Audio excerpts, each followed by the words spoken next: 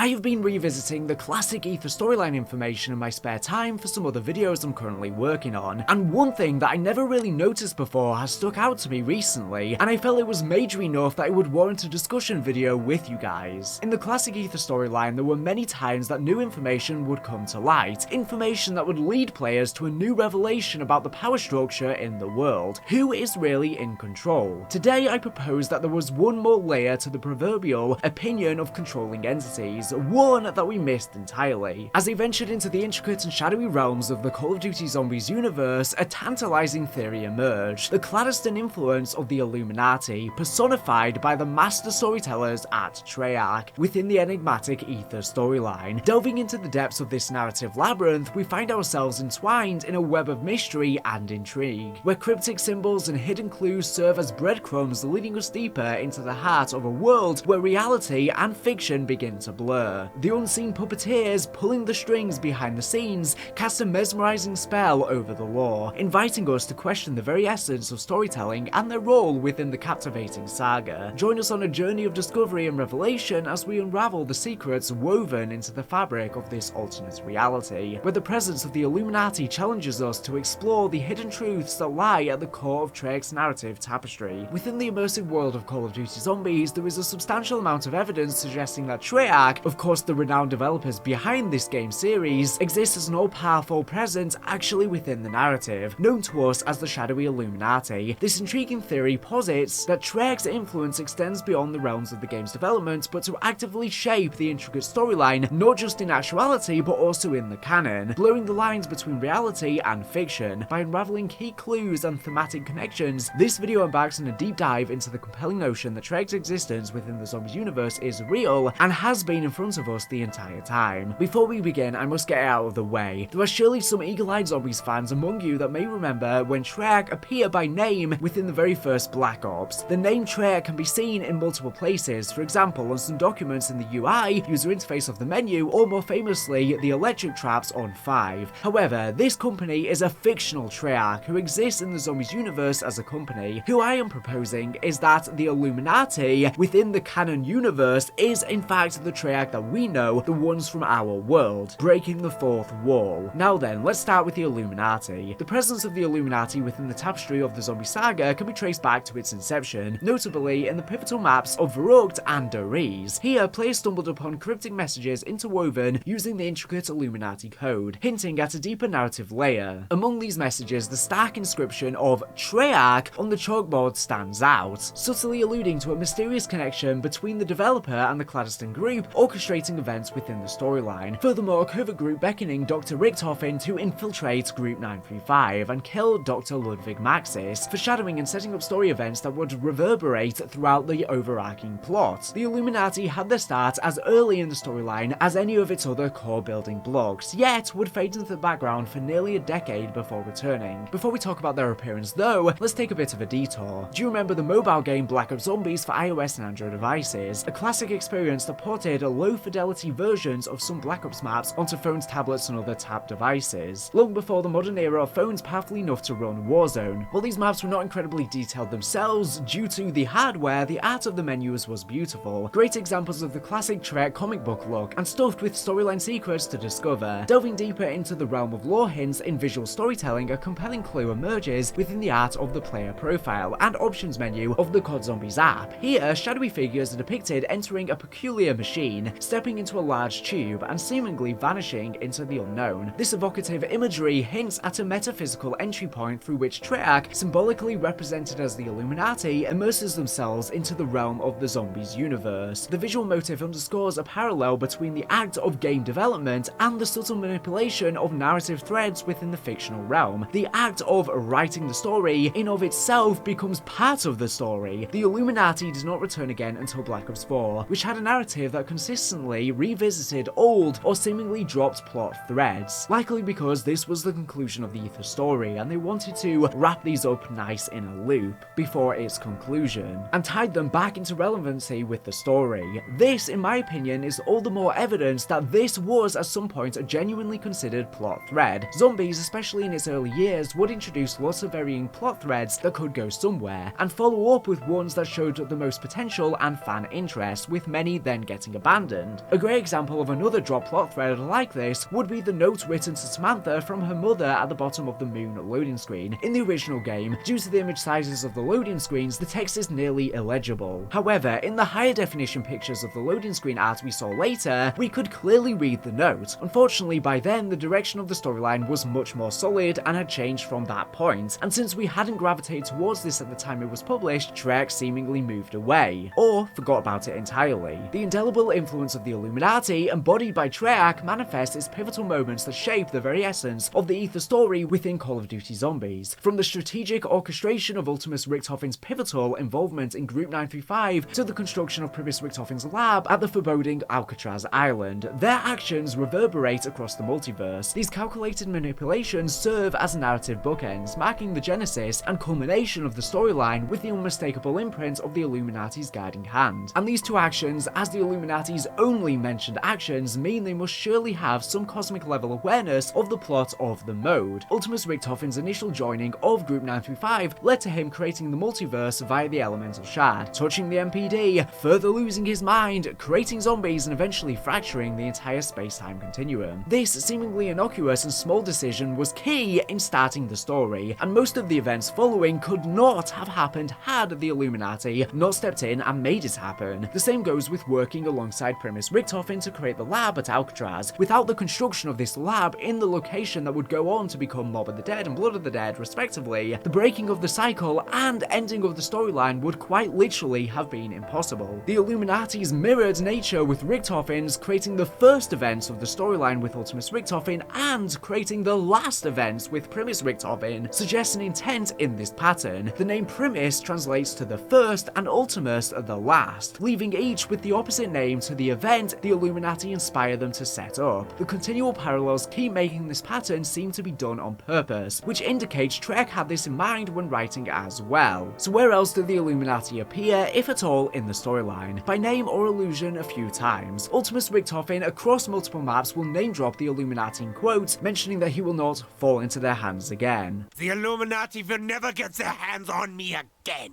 In Der Riese, there is a note with a code found on the ceiling of the room next to Teleporter B. The code says, "Faithful servant, observe and report. The seed has been planted. Maxis must not know." In Verrucht, in the kitchen nearby the power room, one can see more Illuminati symbols. The code says, Om 935. The Eye of Province, better known as the All-Seeing Eye, is the pyramid with an eye as the top, which is a symbol representative of the Illuminati. It appears on TV screens across 5 and Ascension. Again, in Der Riese, there is a note with the Illuminati code hidden in a drain in the spawn room. The code says, "Edward, it's time. Kill Maxis." In Kino der Toten, the Eye of Province is found inside a book on a bookshelf behind a barricade. This barricade is located next to a meteor fragment in the room leading to the stage. In Shangri-La, there is Illuminati code on the gongs located within the map. The code says, "Beware the wrath of the dragon's fire." And the first step of the Easter egg involves stepping on stones carrying Illuminati symbols. It seems as though, especially in the early storyline, they were always there, just outside of our field of view, consistently staying just a single step ahead of our characters and leaving coded messages in their wake. The fundamental question is still here though. Why would Treyarch, embodied as the enigmatic Illuminati, seek to embed themselves within the fabric of the Zombies narrative itself? Why not just write it? At its core, the answer lies in the pursuit of control. Control over the unfolding events within the lore of the game and control over the overarching narrative, meta and otherwise. And just a cool little nod, by assuming the role of unseen puppeteers orchestrating key plot points, Treyarch can wield influence akin to the clandestine machinations of the Illuminati, guiding the narrative trajectory with precision and intent. In essence, they are, as writers of the story, making everything happen, and this little plot point allows that to become more literal in the fiction itself. These two events, for the story as a whole to take place, need to happen, and so rather than come up with some other justification, they simply stepped in and did it themselves, but only when they found it necessary, which just so happens to be the two most important events in the progression and also resolution of the storyline. In essence, it is everything that made the old Ether story tonally what it was, a wild, fourth wall breaking, mad science, dimension hopping mystery. In essence, Call of Duty Zombies' intricate narrative, the compelling theory that Treyarch exists within the storyline as the enigmatic Illuminati, casts a captivating shadow over the Ether story's lore. Through a meticulous examination of early clues, symbolic imagery, and thematic resonance, this theory gains traction, inviting players to delve deeper into the complex layers of storytelling woven by Treyarch, which we know they love to do. I truly believe this was a concept that Treyarch had in mind early in the story and revisited, but what do you think? Did we miss the signs in front of us this entire time, or am I simply once again looking too deep into things? It's been a while since the Ether story concluded, and maybe we're just being driven mad by its absence. Let me know what you think in the comments below, and share any other potential theories you have regarding the Ether and Dark Ether stories. Anyways, thank you for watching the video. Make sure to subscribe if you're not here for the latest and greatest Call of Duty news and information. So anyways, thank you for watching, and